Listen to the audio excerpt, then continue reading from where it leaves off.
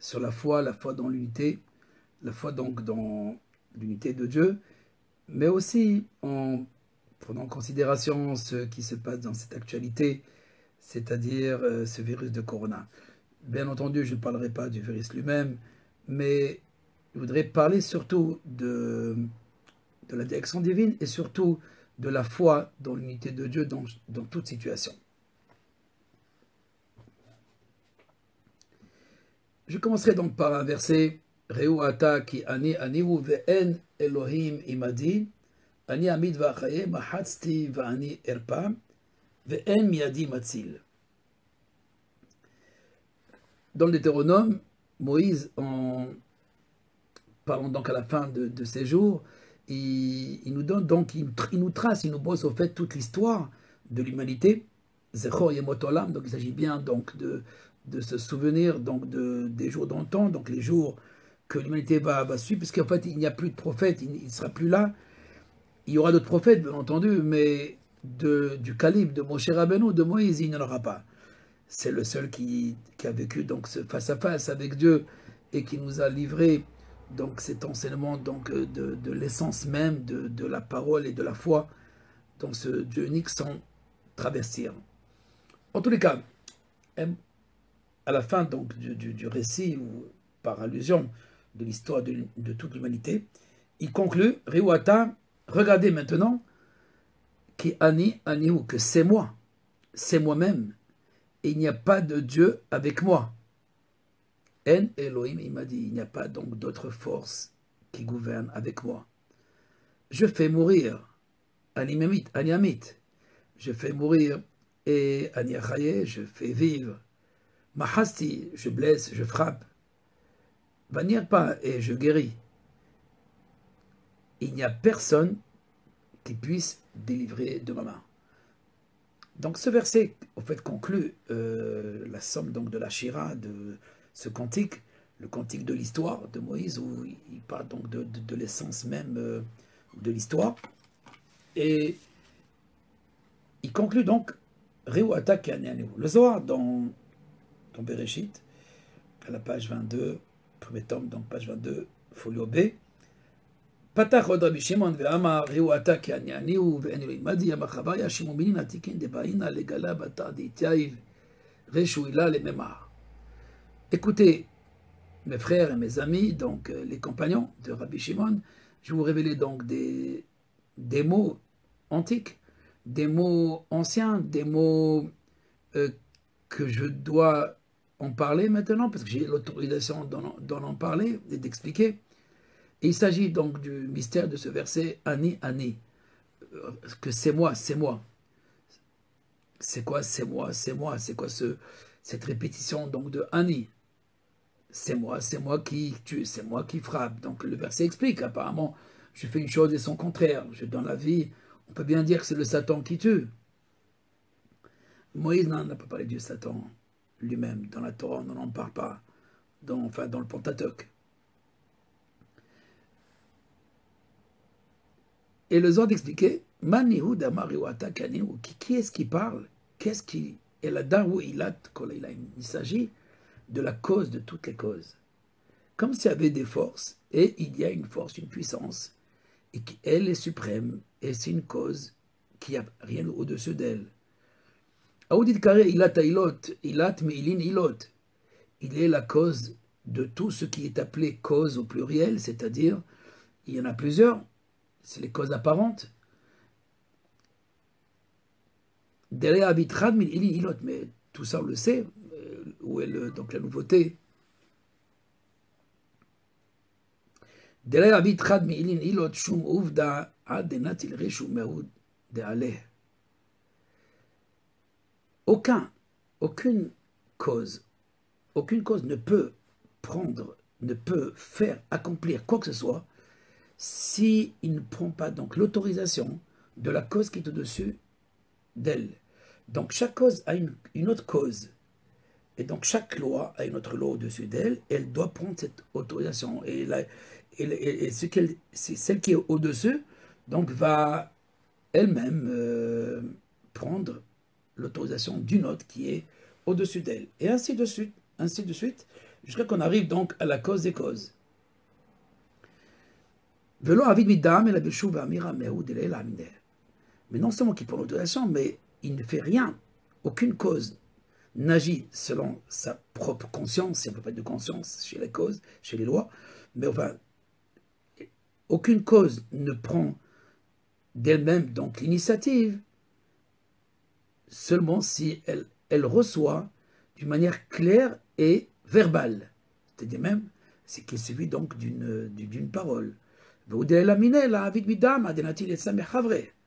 Et ainsi de suite. Donc chaque cause, elle va demander aussi, elle ne fait rien du tout selon sa volonté, ni selon sa conscience, ou son savoir, sa connaissance. Parce que dame, c'est date aussi, c'est sa connaissance. Donc aucune cause ne peut agir seulement avec la volonté de l'autre. Jusqu'à qu'on arrive donc à la cause de toutes les causes. Et après, quand on arrive à la cause des causes, il a de kolailot, de l'élaminer, là, l'état de chavalet, mais lui, il ne prend aucune autorisation donc de personne. C'est lui l'autorité suprême. Et sur cela, Eshaïa parle dans le chapitre 40, à qui vous pouvez me comparer et que je sois égal par le sang. C'est ce qui dit, regardez, c'est moi. À savoir en d'autres termes, vous aurez pu supposer que il y a une cause autre que moi, le mal, comme si le mal pouvait faire ce qu'il voulait. Et donc, non, c'est même ce que tu supposais être autre chose que moi, ou même le contraire de moi, hein, ce n'est autre que moi. Et cette idée, donc, que lui ne prend pas donc de personne, qu'est-ce qu'on a besoin d'autres causes? Ce sont les causes qui sont apparentes. Les causes apparentes, je ne dis pas les causes, ce sont des causes artificielles, non. Ce sont des causes qui existent, mais qui sont dominées. La force de pesanteur, ou la loi de la pesanteur, elle n'agit pas par elle-même, elle n'agit pas par sa conscience. Elle existe comme la force magnétique, etc. Donc toutes les lois de la physique, elles existent et il faut les considérer, mais par rapport à une cause qui les tient tous et qui les rattache tous et pour accomplir ce que l'Éternel veut. Et ce principe, ce n'est pas le principe anthropique, c'est-à-dire il ne s'agit pas donc que l'homme est au centre et l'homme, lui, c'est le but et c'est pour lui tout cela. Oui, bien sûr que c'est pour lui tout cela, mais il y a un aspect ou une autre approche où l'homme n'est pas au centre de tout. Si il est au centre des lois, oui, les lois ont comme but d'arranger l'homme. Mais voilà, quand il ne nous arrange pas, ou plutôt quand il y a un défaut, pas de fabrication, mais un défaut que les lois ne sont pas gardiennes de notre sûreté, de notre sécurité, etc., alors on se pose des questions. Pourquoi? Et on va essayer de trouver, bien entendu, une erreur ou quelque chose donc, dans la nature qui ne fonctionne pas correctement, qui détruit.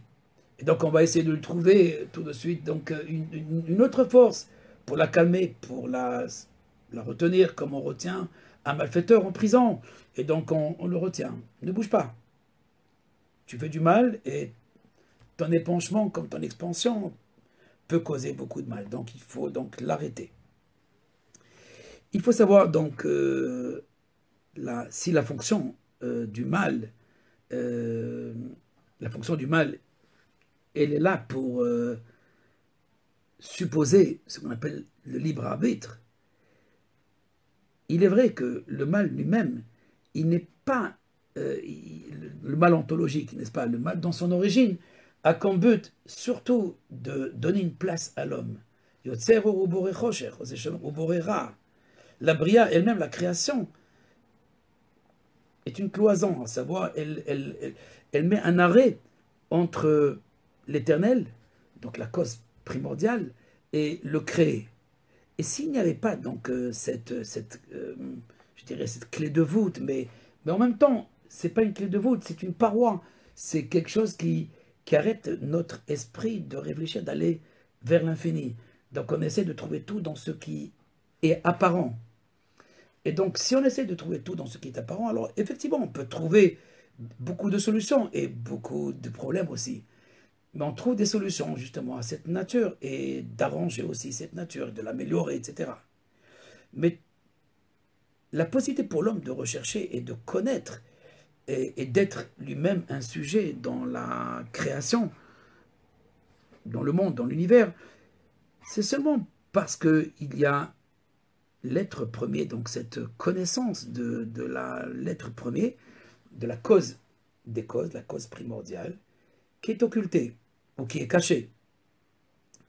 Il y a un aspect qui est caché et un aspect qui est plus grand, qui est occulté par l'homme lui-même. Et plus l'homme avance dans ses recherches et plus il veut s'éloigner. Certains, bien entendu, ne s'éloignent pas de la cause première. Il est vrai qu'Einstein lui-même reconnaît que Dieu ne joue pas au dé, qu'il y a une théorie d'unification. On ne la connaît pas trop, mais on suppose, à partir du boson, et il y a quelque chose un visage de Dieu qui réunit toutes ses forces, etc., pour agir.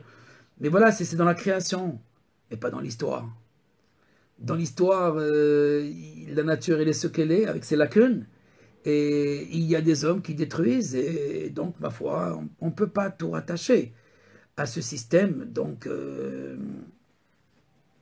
la physique ou de l'astrophysique, cette théorie qui relie, qui rattache donc toutes les forces entre elles pour amener l'homme à sa perfection.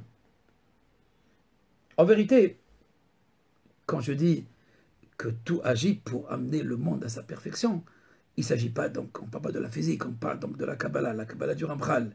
Pour le Ramchal dans Da'at Vunot, tout ce qui a été créé, c'est pour amener justement le monde à sa perfection, l'homme à sa perfection.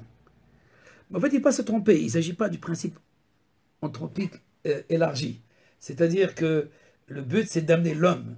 Le but, c'est de donner à l'homme. Il y a de l'eau, c'est pour permettre l'oxygène et pour permettre à l'homme de boire et de vivre. C'est sa source. Ah, donc, si on est d'accord que la création a été créée pour l'homme, c'est le principe anthropique, il faut aller plus loin. Qu'est-ce que Dieu attend de l'homme? De boire, de manger, de dormir et de mourir, de vivre et de mourir. Non, si c'est ça, alors, ma foi, il est difficile de croire en un Dieu transcendant. Donc on va transformer Dieu en quelque chose dans la nature elle-même. Natura Dios, c'est un peu comme Spinoza. Et donc aller jusqu'à dire que, bon, Dieu c'est la nature. Mais voilà, lorsque la nature ne répond pas à cette définition de Dieu. Donc c'est bien. Donc la nature n'est pas Dieu, puisqu'au fait elle détruit. Bon, on peut dire, on peut ajouter, pour certains, oui, ben Dieu punit. En vérité, cette foi qui réconforte les hommes dans cette voie de récompense et punition. Je ne dis pas que la récompense n'existe pas. Elle existe, mais pas comme on la considère. Comme je dis souvent dans mes cours, que Dieu n'a pas créé le monde pour faire la police. Dieu a créé le monde pour l'amener à son projet ultime, qui est la connaissance de l'unité. Cette connaissance de l'unité de Dieu, c'est la perfection du monde.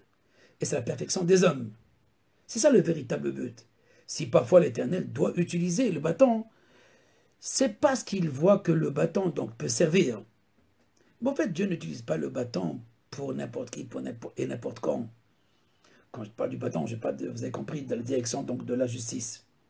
Parce que même cette justice, Job, comme d'autres maîtres, comme Salomon, le roi Salomon, se sont posé des questions. Est-ce qu'il y a vraiment justice? Parce qu'apparemment, comme Tzadik, comme Rachat, et le juste et le mécréant, tout le monde est frappé de la même épidémie. Et donc, personne ne fait la distinction. On peut trouver dans le même hôpital, et dans les mêmes chambres, un juste et un mécréant. Et ils sont frappés de la même maladie aussi. Et alors, dans ce cas-là, où est Dieu? Parce qu'on a fait reposer toute la foi dans cette direction de la justice, c'est-à-dire de récompense et de gens qu'on a mal compris. Et on a vu donc cette justice comme une affaire des hommes qui font justice et qui enferment les gens dans les prisons et qui utilisent la guillotine pour sauver le reste, pour sauver les autres. On met quelqu'un en prison aussi pour sauver les autres, parce que c'est un mauvais, il risque aussi de te faire du mal. Il faut protéger donc la société. Mais en fait, la protection de la société est erronée dans notre esprit. Parce que nous vivons, bien sûr, dans toutes les approches de la vie, que ce soit au niveau de la société ou que ce soit au niveau de la science, on vit donc cette dualité. Et ce Etzadat, Tovara, qui nous permet en fait d'évoluer dans une certaine morale, une certaine éthique, du bien et du mal. Il est difficile donc d'entretenir, même dans un esprit moyen, cette idée donc de souveraineté de Dieu. À savoir que c'est moi qui fais tout. C'est moi qui tue, c'est moi qui donne la vie. Il est préférable de dire que c'est le mauvais qui est l'autre, c'est celui qui sauve. Et Dieu, donc le bon, et le bon Dieu et le mauvais Dieu. Il y a le démon et le Satan et il y a Dieu. Non, cette dualité est une des erreurs, je dirais, fallacieuses, une erreur, une des connaissances erronées que l'homme a puisé de partout, dans toutes les traditions. Il faut savoir s'élever au-delà de la tradition et de comprendre au-delà même du texte. Parce que si le texte parle à tout le monde, souvent, les textes sacrés reflètent une connaissance qui est cachée. Et une des connaissances cachées, c'est ce que dit Rabbi Shimon, à savoir, ces choses-là n'est pas claire à partir du texte de la Bible ou d'autres textes, même les plus sacrés. À savoir qu'il existe apparemment des forces une au-dessus de l'autre. Et qu'on peut identifier une force au Créateur. Et on peut identifier d'autres forces à telle loi. Tout ça, bien sûr, c'est Elohim Aherim, c'est les autres dieux. Mais c'est quoi Elohim? C'est les autres dieux. Est-ce qu'on peut parler d'autres dieux? Il y a un Dieu. Non, mais la Torah, elle parle des dieux. Mais en parlant des dieux, elle ne parle pas de souverains. Des dieux souverains. Elle parle des forces.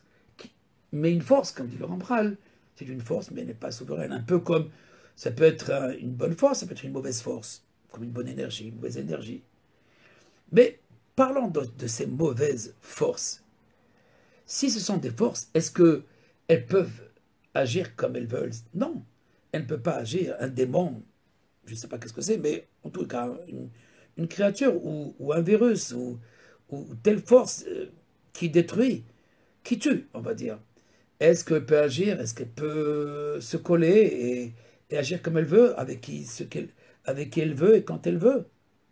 Non, ni quand elle veut, ni avec qui elle veut. À savoir, et elle est liée aussi à des lois qui apparemment ne sont pas des lois connues. Le Zohar, lui, est rempli donc non pas de lois de la sorcellerie ou des lois donc des forces du mal, mais des lois que les hommes peuvent penser ou peuvent déconnecter de Dieu parce que ça ne les arrange pas. C'est quand ça ne nous arrange pas qu'on appelle cela mal, mais dans un autre espace ou dans une autre dimension ou dans un autre temps, donc ce n'est pas considéré comme une force mauvaise. Parce que même le bien peut détruire, comme le mal peut détruire. Celui qui détruit, ce n'est pas le bien ou ce que le bien relatif ou le mal relatif, à savoir ce que j'appelle bien ou ce que j'identifie comme bien ou ce que je peux identifier comme mauvais. Ce qui tue ou ce qui donne la vie, c'est une seule volonté, c'est la même volonté. Ce que dit le verset. Riwataki ani anihu. Regardez maintenant, c'est moi. C'est moi. C'est moi, c'est moi-même qui... Il n'y a pas de Dieu avec moi. Je fais mourir et je fais vivre. Mais voilà, pour nous, la vie et la mort sont considérés comme cette première dualité. C'est ce que l'homme nous a apporté, le premier homme. Donc notre vie est relative à la mort, comme la mort est relative à la vie. Il n'y a pas une mort absolue, il y a une mort parce qu'il y a une vie. c'est comme il n'y a pas de ténèbres s'il n'y a pas donc de lumière. Mais non, il existe les ténèbres sans la lumière. Vaikra Elohim la chosher laila. Et Dieu appela les ténèbres nuit. Et il appela donc la lumière jour. Donc il y a effectivement une identification de la nuit avec les ténèbres, mais les ténèbres existent sans la nuit des temps, sans la nuit donc de l'homme, cette nuit qu'on appelle donc la nuit subjective par rapport donc au temps, après le jour donc la nuit.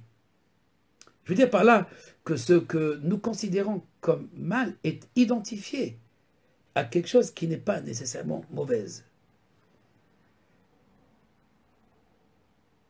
Dans l'actoré, par exemple, pour prendre juste cet exemple de l'encensoir, alors on ajoutait un ingrédient qui ne sentait pas nécessairement bon, qui était mauvais.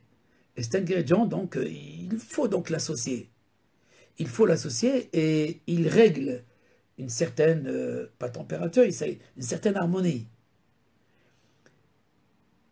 Donc le mal lui-même règle une certaine harmonie dans l'histoire des hommes. Il n'est pas nécessaire dans l'avant-création. Mais à partir du moment qu'il y a une création, donc l'être créé, donc il y a une créature, alors on a besoin donc de ce qu'on appelle le mal ontologique.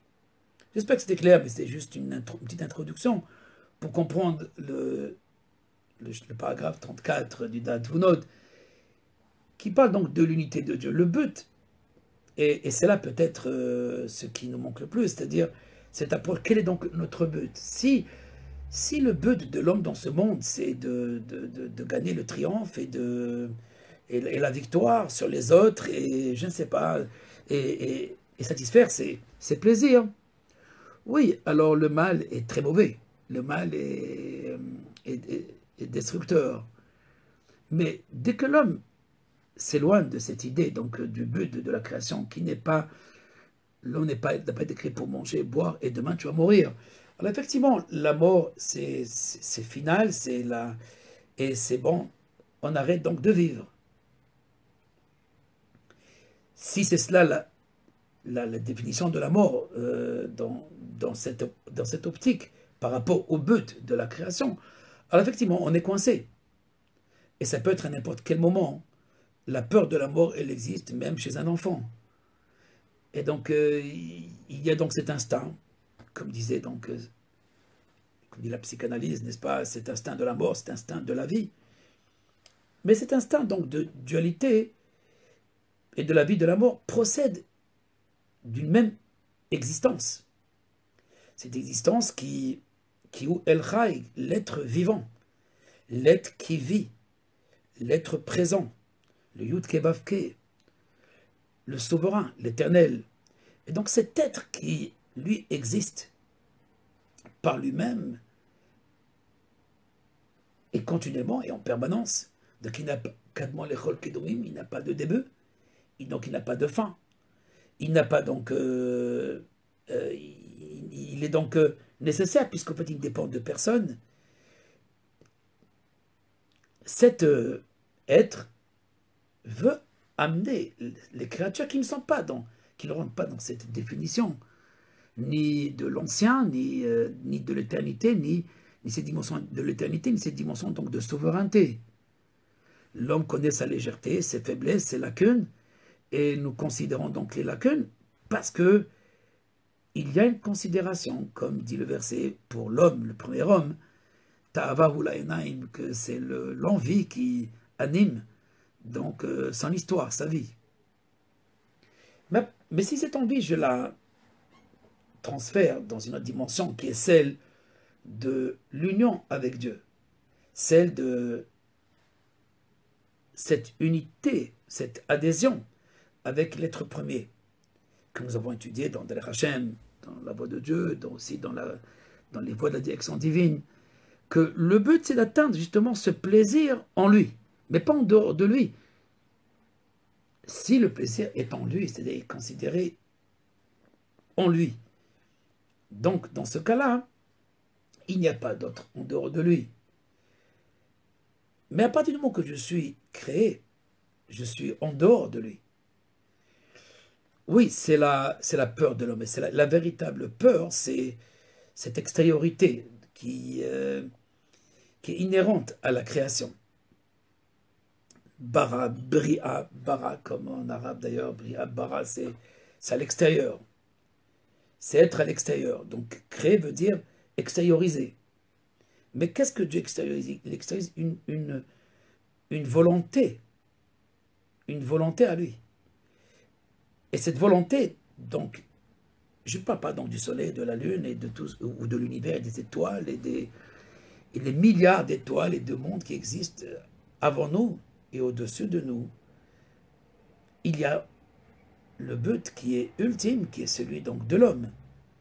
Parce que c'est l'homme lui-même qui est appelé à compléter cette création.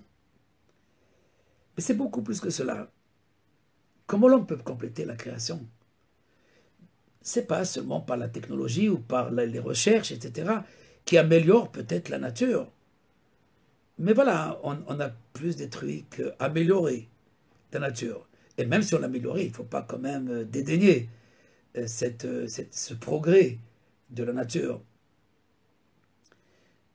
Il faut le considérer seulement dans ce programme que le Ramchal appelle la révélation de l'unité.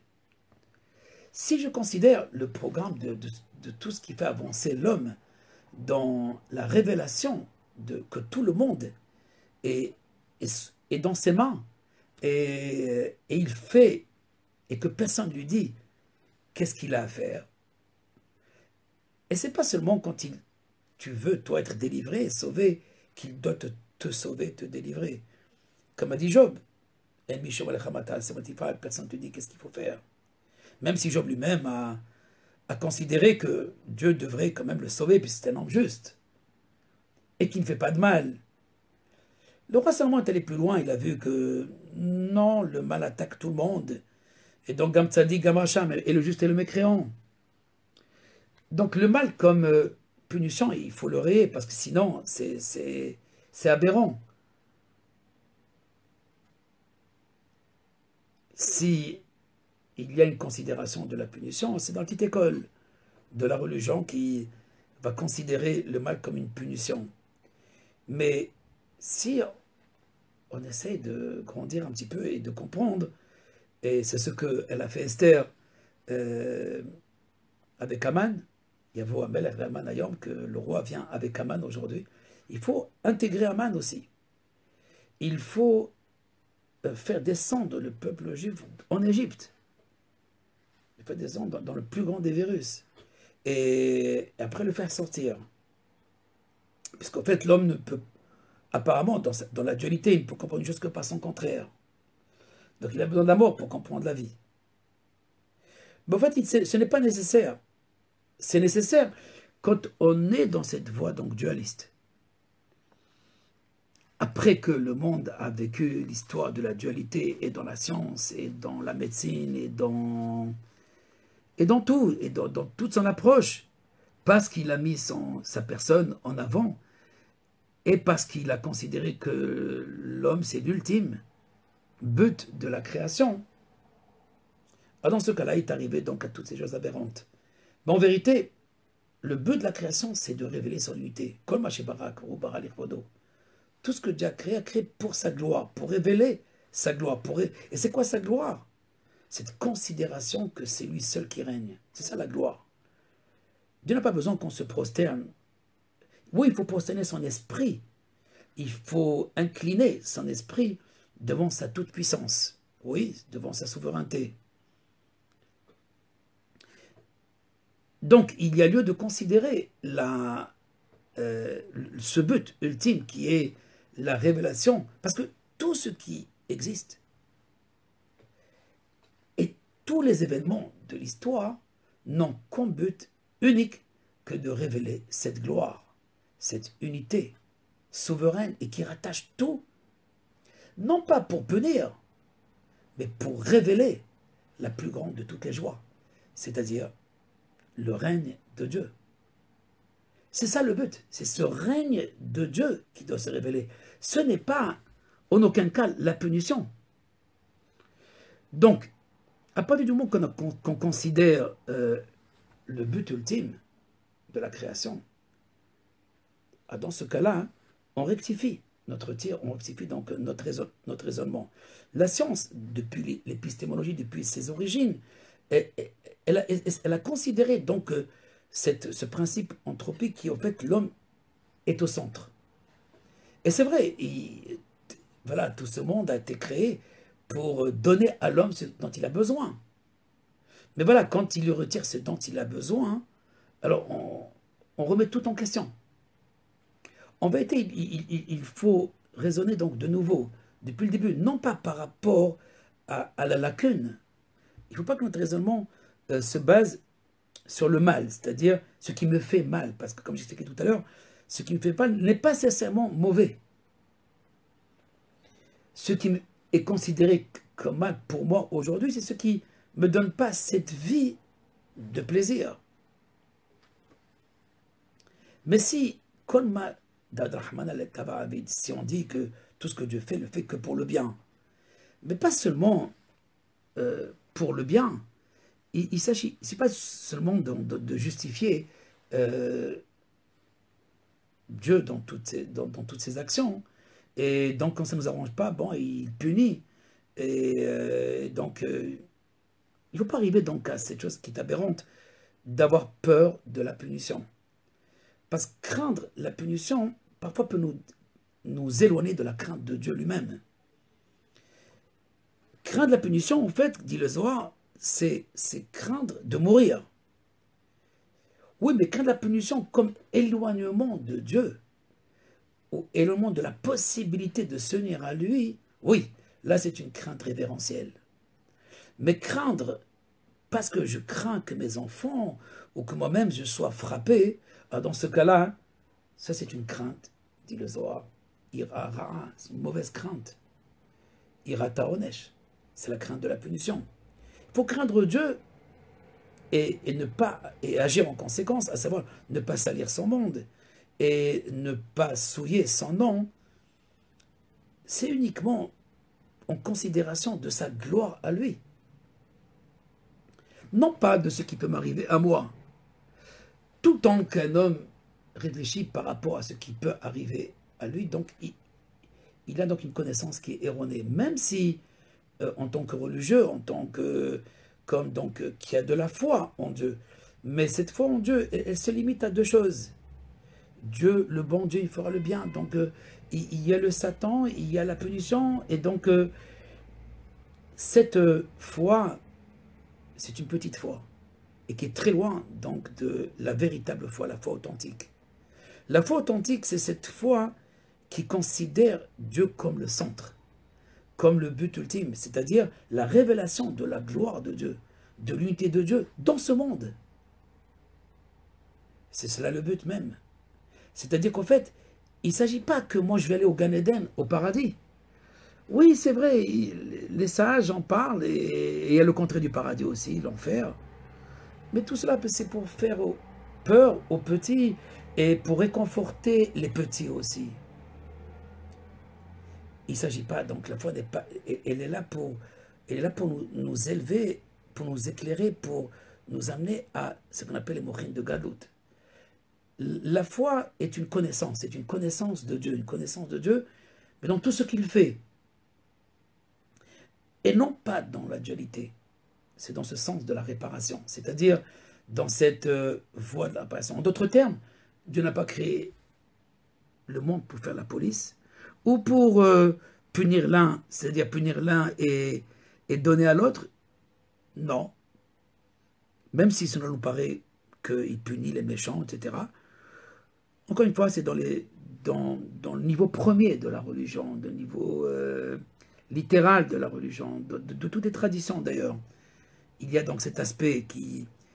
Il ne faut pas rester dans cet aspect petit, il faut aller au-delà, et qui est celui de Rabbi Akiva, de Rabbi Shimon, de ses grands maîtres. En l'occurrence, il y en a d'autres. En considérant que tout ce qui se fait n'est pas pour punir, mais pour nous amener à une conscience. En d'autres termes, à nous élever dans le rang de celui qui agit, de l'auteur. Re'u ata, et ce que dit le verset que j'ai rapporté au début donc de ma conférence, chapitre 32 de Deutéronome, verset 39, Re'u ata ki ane anehu. Le Ramchal explique, car tous les événements, kol ha'ma'asim kulam, ve'adat hayom v'ashivatel avecha kanehu Elokim, ופי עליון מעיד בעצמו ומודיע כי כל הנלקט מכל מסיבותיו הגדולות אשר הוא מתאפר בעולמו, הלוא גילו ייחודו הגמור. Tous les événements qui se passent dans le monde du début jusqu'à la fin. Ce n'est pas pour trier. Non, il peut le faire depuis le début parce qu'il connaît. Il connaît les justes et il connaît les méchants. Pour regarder donc cette appellation donc, de ce qui nous paraît mauvais. Il les connaît, donc pourquoi il ne les a pas choisis? Il n'a pas créé le Gan Eden. Il n'a pas créé le paradis. Le paradis, ce monde, ce n'est pas le paradis. C'est le monde qui prépare le monde à venir. Le paradis, c'est en attendant pour les âmes qui ont œuvré convenablement dans ce monde. Alors ces âmes seront réservées dans un monde qu'ils appellent le paradis. Mais ce n'est pas le monde à venir. Et le but, ce n'est pas le paradis. Le but, c'est le monde à venir. C'est le monde à venir, c'est ce monde qui est Pochet Soura, qui doit se déshabiller d'une forme pour s'habiller d'une autre forme. Et cette forme, c'est notre forme de pensée. Notre forme de pensée. Alors Dieu, il a l'histoire comme objet, comme outil pour amener l'homme par l'expérience, par la voie expérimentale, parce que c'est la voie qu'il désire, c'est la voie expérimentale. Donc c'est pas l'expérience. Et l'expérience, alors on comprend que par le contraire. J'ai besoin du contraire. Mais en fait, qu'est-ce que Dieu désire à la fin? Parce que est-ce qu'on va connaître sa grandeur, on va connaître sa sagesse, on connaîtra sa science? Non. L'homme a dit on ne connaîtra ni sa science, ni sa connaissance, ni son origine, parce qu'il n'a pas d'origine, ni sa connaissance, parce qu'il n'a pas la connaissance qui te convient. Alors, qu'est-ce qu'il va m'apprendre? Re'u ata ki aneu, il va t'apprendre qu'il est dans la souveraineté de l'histoire. Re'u ata, regardez maintenant c'est le temps, c'est la dimension du temps. Re'u ata ki ane aneu. Et c'est là donc le mantedu taminu li, tabinu ki ane aneu. Dans Isaïe 43, verset 10, afin que vous sachiez, afin que vous croyez, afin que vous compreniez que c'est moi qui suis. C'est moi qui suis. Anéhu, c'est moi qui va être, c'est moi qui suis plutôt, tout le temps. C'est moi l'être qui existe. Et vous n'existez que par ma volonté. Adhérer à cette pensée, à savoir qu'il y a un seul être, et nous existons qu'en vertu de sa volonté. Et toutes ces petites choses qui se baladent, et ces grandes choses aussi qui se baladent. Alors il y a des gens qui visent tout le temps les météorites, donc ils ont peur qu'un jour, bientôt, dans quelques mois, il y a une météorite qui va fracasser toute la Terre. Comme dit la Gemara dans cette brachot, si l'autorisation était donnée à l'œil de voir tout ce qui est autour de lui, il ne dormirait pas une seconde. Alors on ne vous laisse pas dormir, et on ne vous laissera pas dormir encore. Si vous considérez justement que tout ce qui se passe autour de nous se passe qu'en vertu de lui-même, la nature n'a pas de conscience. Dieu a une conscience. L'homme peut avoir une conscience, mais la nature n'a pas de conscience. Dieu lui prête la conscience par les lois qui attachent entre elles. La conscience est le produit donc d'une union de forces. Si j'étais tout seul, quelle conscience je peux avoir? Alors l'homme a ses confrères, a ses amis, a sa femme, l'homme a ses enfants, l'homme a ses parents, et donc il a la société où il habite, et donc il a une conscience. Mais encore une fois, cette conscience, la conscience de l'homme, elle est liée par rapport à quoi? D'abord à sa propre protection, ou plutôt à cette vie éphémère. Et donc, sa conscience, elle n'est pas liée à un but très lointain. C'est comme, je donne un exemple bête, mais je le donnerai quand même, comme un politicien. Il a une conscience peut-être pour 3, 4 ans, ou un septennat pour 7 ans. Bon, en Israël, c'est juste pour 4 ans. Et donc, pour la majorité, n'est-ce pas, des politiciens et des élus, donc très peu vont rechercher un projet à long terme. Dans 70 ans, qu'est-ce qui va se passer? Non, 70 ans, c'est trop. Dans 10 ans, dans 20 ans, ok. Mais peut-on considérer un projet de 100 ans, ou de 200 ans, ou de 500 ans, ou de 1000 ans? Oui, des maîtres comme Rabbi Shimon Bar Yochai et des sages comme Rabbi Akiva, oui, ils ont vu dans 1000 ans, dans 2000 ans. On les étudie encore, c'est la preuve. Ils voulaient donc l'amélioration, ils voulaient donc la réparation des hommes, de la conscience des hommes. Et voilà, pour atteindre cette conscience, il faut adhérer au projet de Dieu. Il ne faut pas être un abruti et vivre sans projet, en se déconnectant donc du projet collectif. Et projet collectif, ce n'est pas la société dans 1 an, ou dans 6 mois, ou trouver une solution pour quelques mois. Non, si on s'attache au projet de l'infini, et c'est le rapport entre l'éternel et les hommes. C'est ce projet, parce qu'on n'a aucun rapport avec son essence. On n'a aucune relation avec sa science, avec sa sagesse, avec je dirais avec même sa clémence, pour ceux qui parlent de clémence, ou sa bonté. Non. La bonté, la clémence, elle est relative par rapport à nous. Il n'y a qu'une chose qu'on peut lui attacher, définitivement et éternellement, c'est cette volonté de révéler cette unité. Et dans le projet de l'histoire de l'humanité, Dieu désire révéler cette unité, son unité, que tout est attaché à lui, à tout instant, et à tout moment, et dans toutes les créatures. Ce que dit le Rambral, c'est à partir de toutes les créatures, de toutes les créatures, il révélera donc cette unité de toutes les créatures. Et donc tous les éléments de toutes les créatures n'ont comme but ultime que de révéler cette vérité de la souveraineté de l'unité, le seul qui règne. C'est ça la gloire dont je parlais tout à l'heure. Omnam Amin, donc paragraphe 36 de Darat Vunot, le Ramchal continue, Omnam Amin beichud mevin inyano, tzachemina karu echad yachid miuchad she'en lo moner me'akev klal ve'ika. Celui qui croit dans l'unité de Dieu, c'est pas seulement dans la création, mais dans l'histoire, que personne ne l'empêche. Et personne ne lui dit qu'est-ce qu'il faut faire. Et là où les Vadomoshel, c'est le seul qui règne. Parce qu'il crée la lumière, il crée les ténèbres aussi. Il crée le bien et il crée ce mal dont je parlais, ce mal ontologique, qui a comme but d'arrêter l'homme. C'est pas le mal qui fait mal. Il n'y a rien dans ce monde qui surgit seulement, et la mirtsono, seulement par sa volonté. L'obémicré, ni par hasard, velobeteba, ni par les défauts de la nature. L'obémazal, ni par les astres. Il est le seul juge qui règne tout, et il décrète tout ce qui se passe, et dans les plus grandes hauteurs, jusqu'à les très fins et des madrigotes, des degrés les plus petites et les plus insignifiantes de la création. Et il les réveille quand il veut les réveiller. Il leur donne la force quand il veut donner la force. Et il les arrête quand il veut les arrêter. Anori, c'est moi. Quand il veut, et donc il donne la possibilité à tel ou à d'agir. Quand il ne veut pas, il peut l'arrêter. Mais attention, il ne faut pas que ça s'arrête uniquement à une théorie.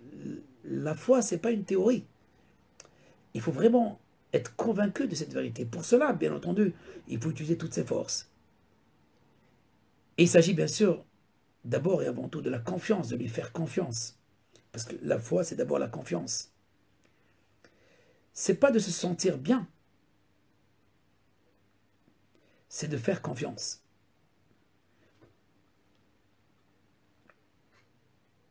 Et c'est pour cela que la véritable foi n'est pas liée à l'événement qui se passe. Parce que de toutes les façons, ce qui se passera en étant donc attaché à ce but ultime et refaire toute notre approche, aussi bien des lois de la nature que des lois même de ce qu'on considère comme mal ou comme virus, etc. Alors, on les verra non pas comme une destruction, plutôt comme une progression dans la connaissance de cette unité. Cette conscience de l'unité en permanence, et de ne pas être juste à des moments donc de la prière, le matin, le soir, midi, etc. Non, et d'être considéré dans l'événement lui-même, en pratique. Des personnes peuvent être spécialistes et experts dans la prière ou experts même dans l'étude, mais arriver à la confrontation donc aux lacunes de la nature, tout à coup donc ils perdent des pédales.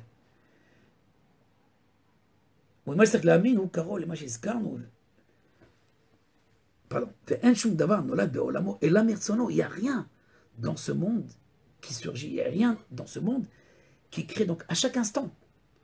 Et même si la majorité des actions et des événements sont faites, c'est une chaîne de beaucoup de choses. Ce sont les causes apparentes. Comme nous avons rapporté le Zohar tout à l'heure, dans le Zohar il est écrit que chaque force, elle demande l'autorisation de la force qui est au-dessus d'elle. Pourquoi l'autre? Parce qu'elle ne peut pas agir toute seule. Et à chaque instant, elle demande l'autorisation. Même si cette possibilité de s'épancher et d'agir ainsi ou autrement, elle le fait que par autorisation. C'est ce que dit le Ramchal, Ra eno reshut, ou koach. Le mal est une force, mais n'est pas une autorité. Donc il n'a pas de souveraineté. Le mal est appelé à finir. Il a un projet uniquement dans le milieu. Il a un projet uniquement pour faire avancer le temps, dans une conscience. Mais en aucun cas il est considéré comme une existence. Une existence donc inhérente à elle-même, qui peut surgir ou agir par lui-même. Non, parce qu'il n'a pas de nature, il n'a même pas donc... Et non, Metsiout chez Mamash, le Ramchal dans notre dit que le mal n'est pas une réalité vraiment. Il ne dit pas que ce n'est pas une réalité, non, c'est une... Oui, c'est une réalité qui est considérée par les hommes, donc c'est une réalité quand même si elle est éphémère, elle s'inscrit dans un projet. Mais bon, on l'oubliera. Mais avant de l'oublier, elle va faire des dégâts. On va écrire les dégâts, oui, mais on ne saura pas écrire réellement. Donc, les buts et les tenants et aboutissants de ces forces. Sans entrer dans cette Torah, dans cette théorie des forces du mal. Je voudrais juste ajouter un commentaire donc à propos donc de cette de la Megillat Esther, où il est écrit et Esther a donné la maison de Haman à Mordechai. Il lui donne la maison de Haman. Pourquoi il lui donne sa maison? Il lui donne un programme qui s'appelle Haman, donc le pouvoir destructeur de l'autorité, de l'orgueil, de l'arrogance. Qu'est-ce que Mordechai a besoin de cette propriété, de cette bête Haman, cette maison de Haman? Non, il ne faut pas la radier, il ne faut pas donc la rayer, parce que elle a un service. Elle a un service quand elle s'inscrit dans un autre but. Si elle s'inscrit dans la dualité, effectivement, alors il y a l'arrogance, et il y a la peur, il y a les prisons, il y a, etc. C'est notre but, comme dans toute science. Qu'est-ce qu'on a tracé comme but? C'est par rapport à cela qu'on comprend, par rapport à cela, donc au but ultime qu'on s'est assigné, qu'on va comprendre réellement le but des lois de la nature. Et les buts, encore une fois, des lois de la nature, ce n'est pas le principe anthropique, en d'autres termes, ce n'est pas l'homme. Et pour subvenir aux besoins de l'homme, et c'est d'abord et avant tout, c'est subvenir à la gloire de Dieu, c'est-à-dire permettre à cette gloire de se révéler dans toutes ces intelligences que Dieu a octroyées aux hommes. Donc c'est ces intelligences qui sont en fait créées, donc ils ne sont pas lui, puisqu'ils sont créés, donc il y a comme une barrière. Une barrière, donc mais voilà, l'histoire, elle va rectifier la création. Si la création, c'est un LM, c'est une dissimulation de la cause primordiale, et les gens vont chercher comment a été créé l'homme, et comment a été créé telle chose, et même comment a été créé le virus, et dans quel but aussi a été créé l'homme. C'est ça qu'il faut rechercher. Et on comprendra aussi dans quel but agissent les lois. Alors que, voilà, toutes ces lois et tous ces événements, et l'homme en particulier, et en premier, il est là pour révéler et préparer cette connaissance de l'unité. La connaissance, c'est pas seulement la conscience de l'unité, c'est la connaissance de l'unité à travers les lois, à travers même ce qui nous paraît contraire au bien relatif qu'on a considéré. Pour vous donner juste une petite leçon de Rabbi Meir dit à propos du verset et Dieu a vu que tout ce qu'il a créé était bon. Dieu a vu que à la fin du 6e jour, et Dieu a vu que tout ce qu'il a créé est très bon. Rabbi Meir dit, il a vu que la mort qu'il a créée était très bonne. Au lieu de dire Tov Meod, Tov Mavet. Tov Mavet. Rabbi Meir, il ne fait pas l'éloge de la mort, non. Non, c'est pas du tout cela. Rabbi Meir a vu que, effectivement, que par la mort, l'homme prend conscience de quelque chose, qui n'est pas là éternellement. Mais voilà, ne sois pas un imbécile. Attache-toi maintenant à l'éternité. Comment? En considérant le véritable but de la création. Et le véritable but de la création, ce n'est pas de faire un paradis et un enfer. C'est de faire un monde. Un monde qui atteint la véritable connaissance, le véritable savoir de l'unité de Dieu, du règne de Dieu.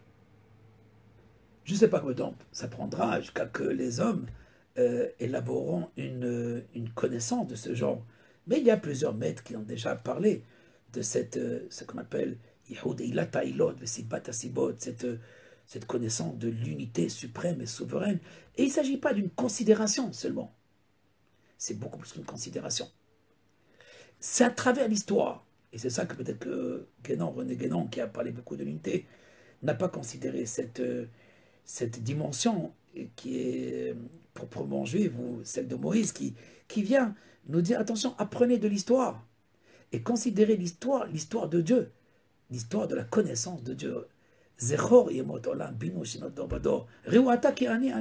Regardez, c'est moi. Ce n'est pas toi que je donnais une place au premier rang ou au deuxième rang. Non. Je vais être le centre, mais dans cette considération, mais tu dois être conscient que c'est moi qui agis à chaque instant de l'histoire. Donc cette considération de l'histoire, sans considérer que c'est, encore une fois, que c'est pour nous apporter le bien ou pour nous punir, encore une fois, dans la petite école. Non. Ça peut engendrer que la peur. Et une peur qui provient de Amalek. Et Amalek, lui, son but, c'est de t'éloigner justement de la cause principale. Et d'ajouter des causes apparentes et de les considérer comme des forces du mal, jusqu'à que l'homme croit au mal plus qu'il croit en Dieu. Il croit au Satan, il croit à des forces du mal plus qu'il croit. Non, toutes ces forces, même si elles existent, il ne faut pas les considérer et leur donner une autorité. Voilà, donc je m'arrête ici, je voulais aller plus loin, mais dans une autre occasion, peut-être j'ajouterai juste un point que j'ai ajouté dans mon cours en hébreu pour ceux qui étaient là. La question même du Messie. Il ne faut pas donc considérer le Messie comme le but ultime de l'histoire. Non. Les chrétiens ont fait cette erreur de considérer le Messie comme le but. Et donc le Sauveur, le Messie, donc c'est le but. Et donc tout le reste, il n'y a plus Dieu, ou plutôt Dieu devient le Messie. Non, on ne dit pas à Dieu qu'est-ce qu'il faut faire. Dieu, il fait tout. et beaucoup plus que le Messie. Si le Messie est un joker, comme je disais, une carte, la dernière carte pour l'histoire des hommes, à savoir, mais c'est pas pour nous sauver, c'est pour nous apprendre une leçon. Le rôle du Messie, c'est d'abord un pédagogue, c'est pour nous amener donc à la véritable sagesse, à la véritable idée de Dieu. C'est ni dans Krishna, ni dans tout ce que vous avez entendu, ni dans toutes les définitions qu'ils ont été donnés pour considérer cet être premier et cette cause principale. Toutes ces idées de cause principale, de l'être premier et de la cause des causes, il faut le considérer dans l'histoire de toutes les créatures et de tous les existants. Sinon, on n'a rien fait. Parce que de dire qu'il y a un être premier, bon, c'est très bien déjà, c'est pas mal. Mais un être dans l'histoire de chaque événement. Et il n'y a ni force de mal, ni rien du tout. Le mal, c'est moi qui le considère, c'est comme ce virus. On lui donne l'importance. Ceux qui connaissent le virus le plus, c'est les journalistes. Ce ne sont pas les médecins. C'est eux qui parlent. Les médecins ne comprennent pas, ils ne connaissent pas. Ou ne considèrent pas quelque chose plus mauvais que d'autres. Il faut savoir que notre foi, et c'est une connaissance. Notre connaissance peut abroger, peut changer toute notre manière de voir, tout notre système de voir, et même notre système donc de la connaissance de la science et de la médecine et de toutes les connaissances des hommes. Dieu connaît aussi les pensées des hommes. C'est la pensée des Kélim, c'est des instruments de Dieu. Ils connaissent que les instruments, ils ne connaissent pas Dieu. Dieu connaît la pensée des hommes. Qui est Mahavel, ses pensées sans vanité. La science est une vanité. C'est pas un mensonge, la science, non. Mais il faut la considérer dans son progrès, lorsqu'elle avance. Lorsqu'elle s'arrête, elle est mauvaise. C'est des dictateurs. Mais quand elle évolue, jusqu'au moment où elle trouve la cause principale dans l'histoire. Parce que Dieu n'a pas programmé le monde ou la nature pour agir pour 6 000 ans, pour 10 000 ans d'années. Non. Il agit en chaque instant. Il renouvelle à chaque instant l'existence. Et dans ce cas-là, il est vraiment l'être nécessaire. C'est le seul être nécessaire. Rien n'est nécessaire dans ce monde. Si je dois considérer quelque chose d'important dans ce monde, c'est en vertu de ce but ultime, et non pas dans mes considérations éthiques ou considérations sociales. Si je considère ce but ultime, que j'agis pour cette gloire, et j'agis, et j'ai été créé aussi, et je suis là pour apporter à cette gloire par ma connaissance, par ma foi d'abord, et par ma connaissance ensuite. Et dans ce cas-là, je peux comprendre très bien les choses et leur rôle. On ne peut pas étudier les enseignements de nos maîtres et les habiller un midrash et qui parle de ma génération. Et qui te dit qu'il parle de ta génération? Le Harizal nous a bien expliqué cette idée que, par exemple, même la direction divine du monde à l'époque de nos ancêtres dans le désert, donc nos ancêtres dans le désert, ils ont une configuration de la direction divine qui n'est pas la même que notre configuration à nous. Et celle des patriarches Abraham, Isaac et Jacob, elle n'est pas la même que la nôtre. Et donc, quand les sages en parlaient, ou on dit des prophéties pour la fin des temps, il ne faut pas les lire à la lettre. Parce qu'on a fait ça déjà dans la guerre du Golfe, et voilà, le Messie arrive, et personne n'est arrivé. D'autres, ils l'ont fait avancer il y a déjà 2000 ans, qu'il était là. C'est une erreur de considérer, au fait, encore une fois, c'est la vie ou l'histoire uniquement par rapport à notre gloire à nous, ou notre délivrance à nous. Notre délivrance à nous, elle est liée à sa délivrance à lui, à sa révélation à lui. C'est pour ça que non pas seulement le peuple d'Israël, mais toutes les nations doivent considérer que le but ultime de l'histoire, c'est sa révélation. C'est lui qui veut se révéler. Et non pas la maladie ou le vaccin qui doit se révéler. Cette considération peut changer la donne, complètement. Et peut changer même notre immunité. Mais si je considère, c'est moi qui suis au centre, encore une fois, le principe anthropique, alors dans ce cas-là, il y a la vie, il y a la mort, et ma foi, Olam Kiminago, l'air, le monde fonctionne, il est régulé, il y a une régulation, donc il fonctionne selon donc, les microbes, et il y a les globules blanches, les globules rouges, et il y a un combat des trous noirs et la lumière et les ténèbres, le alpha et le... C'est quoi tout cela? C'est, encore une fois, dans ce réconfort de la dualité, c'est lui qui nous amène à toutes ces aberrations. La foi aussi est dans cette aberration lorsque c'est le paradis qui m'intéresse ou la peur du Guéhinam qui me fait que je change de comportement. Le Zohar le dit clairement dans son explication de la première mitzvah, du premier commandement qui est celui de la crainte de Dieu. Ne considère pas ta mort ou la mort de tes enfants comme le moteur de la crainte de Dieu. Si c'est ça la crainte de Dieu, c'est une mauvaise crainte. Tu es un petit. La véritable crainte, c'est est-ce que j'agis conformément à lui? Est-ce que je lui donne du kavod? Est-ce que je glorifie? Est-ce que je donne la gloire à Dieu? Est-ce que j'agis dans son projet? Dans ce cas-là, tous mes mitzvot, tous mes commandements, toutes mes bonnes actions, ce n'est pas pour assurer une bonne société. Soit, il est vrai, quand on se comporte convenablement, alors on crée, on forme une bonne société. Mais voilà, où se trouve la bonne société? On n'a pas réussi, peut-être à l'époque de Salomon, et encore, pendant quelques années seulement. Ceci dit, parce qu'on a déconsidéré ce but ultime.